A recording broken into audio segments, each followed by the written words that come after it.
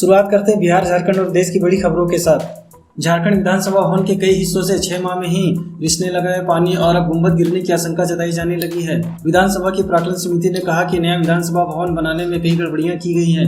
यही कारण है कि 6 माह में भवन के कई हिस्सों से पानी रिस रहा है। पुस्तकालय भवन की छत के हिस्से भी गिर चुके हैं। गुंबद का निर्माण मशीन से कराया जा रहा है। ऐसे में अब डर इस बात का है कि कहीं निर्माणाधीन गुंबद गिर न जाए। ऐसा हुआ तो कई माननीय लोगों को नुकसान पहुंच सकता है, इसलिए पूरे मामले की जानकारी विधानसभा अध्यक्ष को दी जाएगी। प्राक्कलन समिति के सभापति दीपक बिरुआ ने बताया कि समिति के सदस्यों ने दौरा कर विधानसभा भवन में गड़बड़ियों का जायजा लिया है ताकि उसे ठीक किया जा सके। इससे पहले समिति ने बैठक की। झारखंड में आज से मौसम सामान्य हो सकता है। मौसम वैज्ञानिकों के अनुसार कल से 31 अगस्त तक कुछ जिलों में वज्रपात की आशंका है। ऐसे में सतर्क रहने की सलाह दी गई है। बंगाल की खाड़ी में बने निम्न लो प्रेशर के कारण राजधानी रांची और इसके आसपास के इलाकों में सुबह से ही बादल छाए हुए हैं और कई हिस्सों में बारिश भी हो रही है। मौसम विभाग ने 29, 30 और 31 अगस्त को राज्य के कई हिस्सों में वज्रपात की आशंका जताई है। राज्य में 7 जिलों में औसत दर्जे की बारिश हुई है। 1 जून से 27 अगस्त तक सबसे कम बारिश देवघर और गुमला में रिकॉर्ड की गई है। गुमला में 49% तो देवघर में 45% तक कम बारिश हुई है। प्रस्तावित जेईई और नीट परीक्षा को स्थगित करने की मांग को लेकर शुक्रवार को राजधानी रांची समेत सभी जिला मुख्यालयों में स्थित केंद्र सरकार के कार्यालयों एवं प्रतिष्ठानों के समक्ष कांग्रेस ने विरोध प्रदर्शन किया। इस दौरान झारखंड के वित्त मंत्री सह कांग्रेस नेता रामेश्वर उरांव भी मौजूद रहे। कांग्रेस प्रदेश अध्यक्ष के साथ अन्य कांग्रेस नेता तख्ती लेकर बैठे रहे, जिसमें जेईई और नीट परीक्षा का कोरोना के दौरान आयोजन न करने की बात कही लिखी गई थी। प्रदेश कांग्रेस के अध्यक्ष डॉक्टर रामेश्वर उरांव ने बताया कि कोरोना संक्रमण काल में जेईई और नीट परीक्षा का आयोजन नहीं होना चाहिए। धनबाद में पाटलिपुत्र मेडिकल कॉलेज एवं हॉस्पिटल के पीएसएम विभाग में पदस्थापित डॉक्टर वेणु चौधरी की मौत आज अहले सुबह रांची में हो गई। महिला चिकित्सक कोरोना से ग्रसित थी। उनकी उम्र लगभग 62 वर्ष थी। आईएमए धनबाद जिला इकाई ने डॉक्टर वेणु चौधरी के निधन पर शोक जताया है। मिली जानकारी के अनुसार डॉक्टर चौधरी कोरोना से जंग लड़ रही थी। पॉजिटिव आने के बाद उन्हें रांची के एक निजी अस्पताल में भर्ती कराया गया था। 2 दिनों पहले स्थिति बिगड़ने पर उन्हें वेंटिलेटर पर रखा गया था। पीएमसीएच के डॉक्टरों के अनुसार आज सुबह लगभग 4 बजे महिला चिकित्सक की मौत हो गई। उनके पति भी पीएमसीएच में वरिष्ठ चिकित्सक है, जबकि पुत्र भी धनबाद के प्रसिद्ध यूरोलॉजिस्ट हैं। गुमला जिला के बिष्णुपुर प्रखंड के नेतारट घाटी के लूती मोड़ के समीप बॉक्साइट लदा एक ट्रक खाई में गिर गया, जिससे घटनास्थल पर ही 3 लोगों की मौत हो गई, जबकि एक लड़की ट्रक में फंस गई थी, जिससे पुलिस द्वारा रेस्क्यू कर खाई से निकाला गया। इस हादसे में अन्य 3 लोग घायल हैं। पुलिस ने सभी घायलों को बिष्णुपुर अस्पताल में भर्ती कराया है। धनबाद एंटी करप्शन ब्यूरो की टीम ने मिली शिकायत के बाद शुक्रवार को कार्रवाई करते हुए एएसआई को 3000 रुपये घूस लेते गिरफ्तार कर लिया। आरोपी एएसआई चास मुफस्सिल थाना में पदस्थापित है। गिरफ्तार किए गए एएसआई की पहचान जयप्रकाश के रूप में हुई है। आरोपी एएसआई को गिरफ्तार करने के बाद एसीबी की टीम उन्हें अपने साथ धनबाद ले गई है। बोकारो के चास मुफस्सिल थाना स्थित पुपुनकी निवासी दिनेश कुमार महतो ने इस संबंध में धनबाद एसीबी की टीम को लिखित शिकायत दी थी। शिकायत में कहा गया था कि उनके गाँव में गेल इंडिया पाइपलाइन बिछाने का काम करा रहा था। 14 जनवरी 2020 को ग्रामीणों ने पाइपलाइन बिछाने का विरोध किया। इसी कारण प्रशासन की ओर से प्रतिनियुक्ति मजिस्ट्रेट ने चास मुफस्सिल थाना में विरोध कर रहे ग्रामीणों के खिलाफ मामला दर्ज कराया। इस दौरान दिनेश कुमार महतो को नामजद अभियुक्त बनाया गया।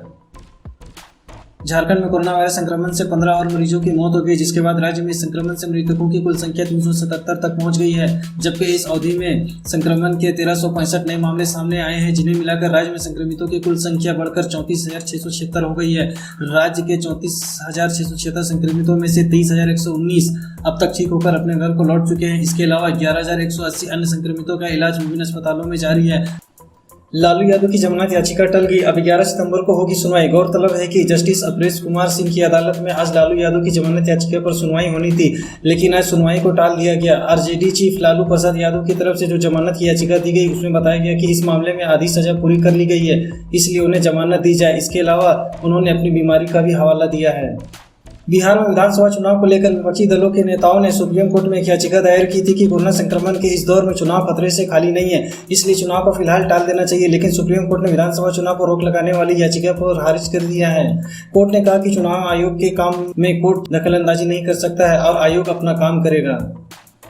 लालू प्रसाद के बड़े बेटे तेज प्रताप यादव अपने पिता से मिलने के लिए गुरुवार को रांची गए थे। तेज प्रताप यादव रांची के चुटिया थाना क्षेत्र में स्थित होटल के विजल रेसिडेंसी के कमरा नंबर 507 में रुके थे। सूचना मिलने के बाद पुलिस और प्रशासन की टीम ने होटल में छापेमारी की तो देखा कि कमरा नंबर 507 में तेज प्रताप यादव रुके हैं, जिसके बाद होटल के मालिक और मैनेजर के खिलाफ पुलिस ने चुटिया थाना में केस दर्ज किया है। झारखंड बीजेपी के प्रवक्ता प्रफुल्ल सहदेव ने आरोप लगाया था कि तेज प्रताप 60 गाड़ियों के काफिले के साथ रांची आए। उनके साथ में करीब 300 आदमी थे। ऐसे में हेमंत सोरेन की सरकार ने कैसे झारखंड में बिना पास के आने की इजाज़त दी। बिहार विधानसभा चुनाव से ठीक पहले आरजेडी नेता तेजस्वी यादव को कोरोना का डर मंडराने लगा है। दरअसल तेजस्वी के साथ हमेशा रहने वाले उनके पीए संजय यादव कोरोना संक्रमित पाए गए हैं। संजय के कोरोना पॉजिटिव पाए जाने के बाद तेजस्वी के लिए परेशानी बढ़ गई है। संजय की रिपोर्ट पॉजिटिव आने के बाद तेजस्वी ने खुद को होम आइसोलेशन में कर दिया है और वो किसी से मिल नहीं रहे हैं। तेजस्वी को होम आइसोलेशन हो जाने से फिलहाल चुनावी अभियान पर भी ब्रेक लग गया है। बिहार में कभी भी विधानसभा चुनाव की घोषणा हो सकती है और ऐसे समय में तेजस्वी पर कोरोना संकट मंडराना खुद उनके और पार्टी के लिए खतरनाक साबित हो सकता है। बिहार में कोरोना के घटते मामलों को देखते हुए लॉकडाउन में धीरे धीरे ढील दी जाने लगी है। राजधानी पटना के लोगों को बड़ी राहत आज से मिलने वाली है। पटना के 3 बड़े mall PN mall, central mall और पटना वन को छोड़कर सभी बड़े स्टोर शुक्रवार से लोगों के लिए खुलने लगेंगे।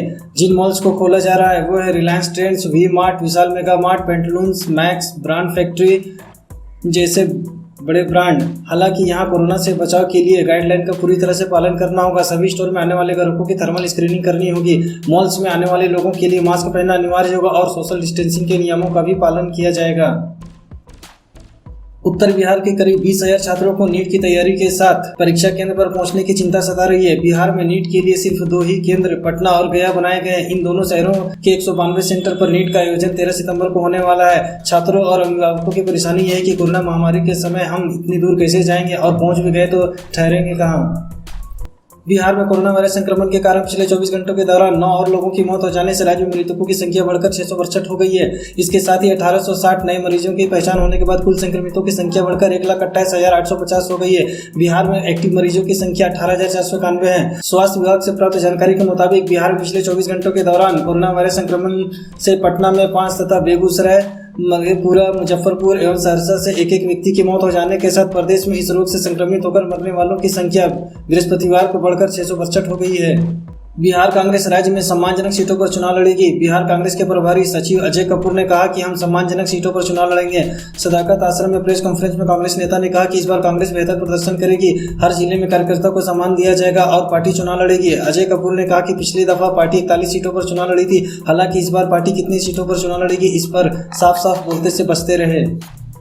देश में फैली कोरोना महामारी के बीच जेईई नीट एग्जाम 2020 को स्थगित करने के लिए विपक्षी पार्टी कांग्रेस ने एड़ी चोटी एक कर दी है। कर्नाटक के बेंगलुरु में कोरोना काल के बीच जेईई नीट की परीक्षा को स्थगित करने और 6 माह के लिए सेमेस्टर फीस को माफ करने की मांग को लेकर एनएसयूआई भूख हड़ताल कर रही है। जेईई नीट एग्जाम 2020 के विरोध में सोशल मीडिया के जरिए ऑनलाइन अभियान भी चलाया जा रहा है। आज यानी शुक्रवार 28 अगस्त को ही कांग्रेस की तरफ से राष्ट्रव्यापी ऑनलाइन अभियान #SpeakUp4StudentSafety शुरू किया गया है।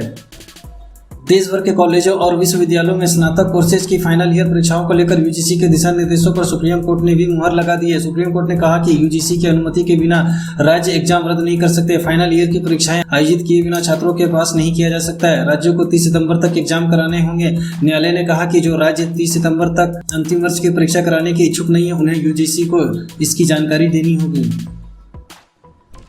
देश में कोरोना वायरस का प्रकोप जारी है और प्रतिदिन मामलों में इजाफा हो रहा है। पिछले 24 घंटों में कोरोना के सर्वाधिक 77,266 नए मामले सामने आए हैं। वहीं इस महामारी से एक दिन में 1,057 लोगों की मौत हुई है।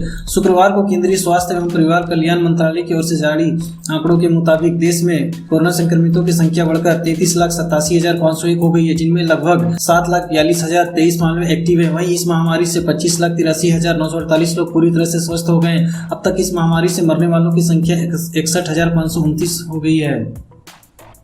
नीट और जेईई की परीक्षा को टालने की मांग लगातार हो रही है और छात्रों की इस मांग का विपक्षी दलों का भी समर्थन मिला है।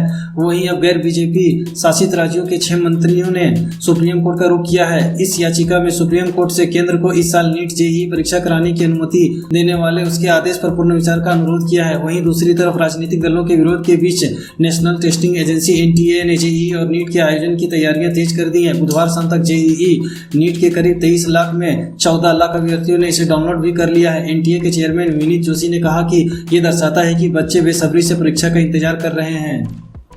कोरोना के बीच सरकार ने एयरलाइंस को फ्लाइट में खाना सर्वे करने की इजाजत दे दी है, लेकिन मास्क नहीं पहनने वाले यात्रियों से सख्ती से निपटा जाएगा। Aviation regulator directorate general of civil aviation DGCA ने एयरलाइंस से कहा है कि कोई पैसेंजर मास्क नहीं पहने तो अपने हिसाब से फैसला लेकर उसका नाम नो फ्लाइंग लिस्ट में डाल सकते हैं, यानी उसकी हवाई यात्रा पर कुछ समय के लिए रोक लगाई जा सकती है।